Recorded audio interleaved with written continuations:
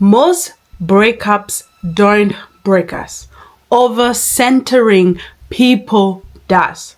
Let's sip some tea today and talk about breakup. If the moment that they leave you, you feel like your whole life has actually collapsed, like completely. I know sometimes we feel that way, but I mean if it actually collapsed completely.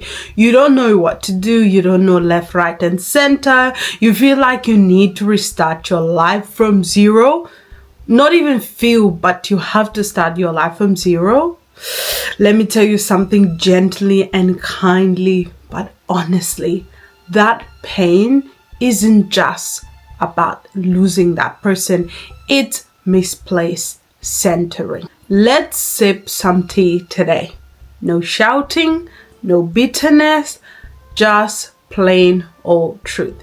Because a lot of us are walking around heartbroken, but the real issue isn't actually the breakup itself. It's that we've made someone the center of our identity. Notice that I didn't say that we shouldn't center people and we shouldn't support people, but making them like intertwined within every bit of our lives, that whatever they are is what we are. And there's like a weird codependency things that happen that's actually not healthy, right? And when that particular center actually collapses, everything else feels like it's falling apart, or everything else does fall apart. Here's what happens. Slowly, quietly, you stop being you in that relationship. Your decisions revolves around them. Your mood depends on them. Your future plans include them before they include you. Now, you didn't just love that person. You build your entire identity around them. And listen, loving someone is really beautiful thing. It's what makes us, be human beings. Like, I can't do this if I don't have people that are loving me, that are helping me to have these wings to be able to do this YouTube channel. So it's a beautiful thing to have those people around, right?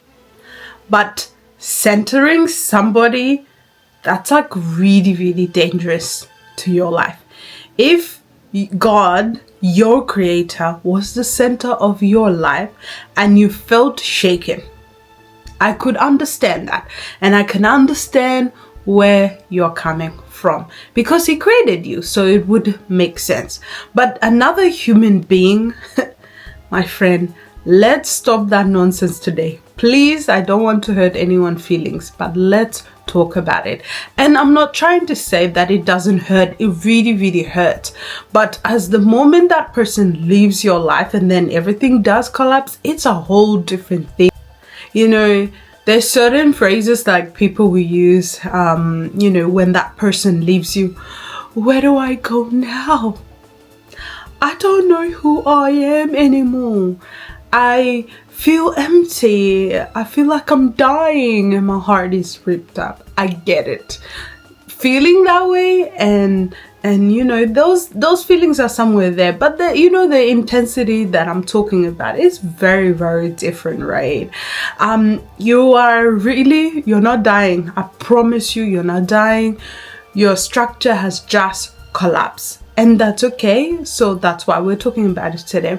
You outsource your sense of self to somebody who was never meant to carry it, but God. That empty space is for God and God alone. So when people walk away, these people walk away from your life, it felt like your entire life has walked away. That's not love. That's emotional dependency disguised as connection. Let me hold your hand when I say this. Decentering people is not actually bitterness, right? It's not being cold. It's not becoming like all of a sudden heartless and then we are here, I'm gonna have my whatever body, revenge body, and they're gonna see and blah blah blah, and if I see them then this and all of that. It's not about that. Decentering people It's nothing like that at all. It's saying, I will love you, but I will not lose myself in you. There's a difference, right? While you're in that relationship, I will love me, but I will not lose myself at all. People are companions, right? They're not your foundations.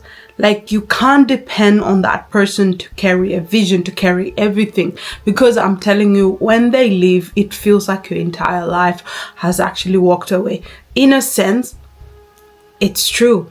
When you decenter people, you don't love them less. You love them healthier. There's a healthier version of you that isn't obsessed, right? Hollywood has decided to lie to us and tell us, oh, what, we must do this weird random thing. They're the center of my life, and I don't know what people say. No, it's not about that. In order to love that person healthily, you need to decenter them.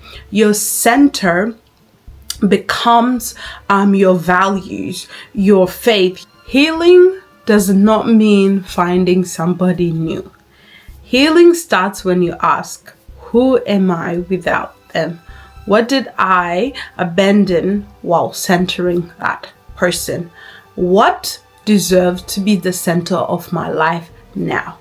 This is how a free mind is actually rebuilt. Not by rushing, not by, proving you're okay, they better see that I'm okay. No, but by recentering your life on something that cannot walk away. For me, that's faith. That's the vision that God has for me. Breakups don't destroy us. Over-centering people do. Reclaim your identity. Protect your peace.